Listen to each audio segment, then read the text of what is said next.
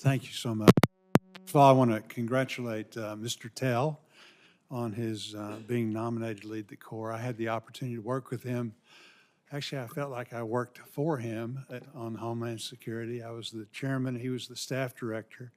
He did a tremendous job, and I know he's going to bring that same work ethic again in leading the Corps, and really believe that he's the right person for this position.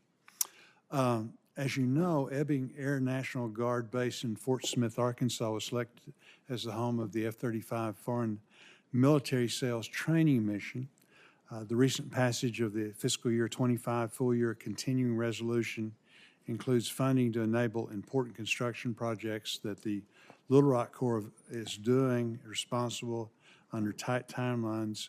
And I have to compliment them. They've done a tremendous job so far in working so hard to expedite this. This is something that's kind of been an all-hands-on-deck approach. But if confirmed, will you commit to ensuring the Little Rock District receives the Corps' full support and resources to deliver these mission-critical projects on schedule to the highest standard?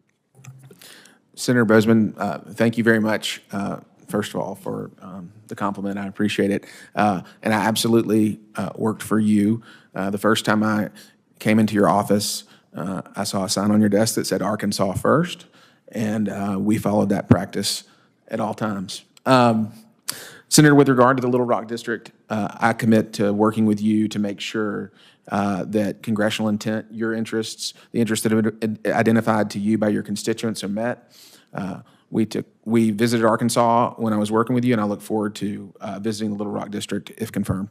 Very good. And again, I want to publicly thank them for their doing a really good job up to now in pushing things forward. In 2024, the Corps of Engineers recreation sites welcomed approximately 260 million visitors nationwide, including Corps-managed lakes and parks in Arkansas and throughout the country. These sites are vital to local economies, providing safe, affordable access to public lands for fishing, boating, and camping. Yet many sites face aging infrastructure and deferred maintenance.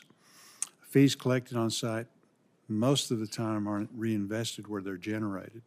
I know that the Corps has, its missions and this and that, but again, this has grown to a tremendous extent. And the problem is, you fix things and you prevent them from getting bad. It doesn't cost a whole lot of money. You let them go, and eventually they have to be replaced, and it costs a fortune. So if confirmed, would you prioritize helping us figure out a better path forward so that we can maybe take some of the burden off, things like public-private partnerships, thinking outside the box, and then also maybe looking at the fact that, again, these are generating money for the Corps, seeing if we can keep a percentage of that money in the areas where they're generated. Senator Boozman, thank you for the question, and you've hit the nail on the head here. The Corps of Engineers facilities actually have more annual visitors than the National Park System, and this is of great benefit to the public. It is not a primary mission of the Corps of Engineers, as you have identified, but it is a secondary mission, and certainly when the Corps of Engineers takes on projects, there are often recreational benefits that come alongside those projects that don't add significant additional funding to the cost of the project. And so we need to be smart in trying to meet these needs. And when it comes to maintaining and operating and improving these recreational facilities, I do look forward to working with you, and I hope it's in a creative way to help solve the issue you've identified. Very good. Thank you. Mr. McMaster, very quickly, as you're aware, the U.S. has 35,000 injuries, 1,000 fatalities, from roughly 100,000 work zone crashes each year.